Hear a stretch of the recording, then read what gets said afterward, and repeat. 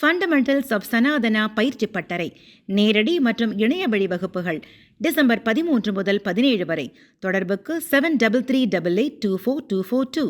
இந்துக்களுக்கு ஆதரவாகவும் பிரதமர் நரேந்திர மோடிக்கு ஆதரவாகவும் பேசிய இந்திய வம்சாவளியைச் சேர்ந்த 2 பேருக்கு கொடுக்கப்பட்ட விருதுகளை பிரிட்டன் அரசு பறித்திருப்பது அதிர்ச்சியை ஏற்படுத்தியுள்ளது. பிரிட்டனைச் சேர்ந்த இந்திய வம்சாவளியான டோரி பீர் ரோமி ரேஞ்சர் மற்றும் அனில் பேனட். இதில் ரோமி ரேஞ்சர் பெரும் பணக்காரர் ஆவார். இவருக்கு பிரிட்டன் அரசு சார்பில் commander of the order of the British Empire என்ற உயரிய விருது கொடுக்கப்பட்டது. அனில் பேனட் ஒரு ஆடிட்டர் ஆவார். இவருக்கு பிரிட்டன் அரசு சார்பில் officers of the order of the British Empire என்ற விருது கொடுக்கப்பட்டது. இந்நிலையில் இவர்களுக்கு கொடுக்கப்பட்ட விருதுகளை பிரிட்டன் அரசு திரும்ப பெற்றுள்ளது. வங்கதேசத்தில் இந்துக்களுக்கு எதிரான வன்முறை சம்பவங்கள் நடந்து வரும் நிலையில் அதை எதிர்த்து ராமி ரேஞ்சர் பேசியுள்ளார். இதனால் அவர் இஸ்லாமியர்களுக்கு எதிராக பேசினார் என்ற குற்றச்சாட்டின் பேரில் அவரது விருது பறிக்கப்பட்டுள்ளது.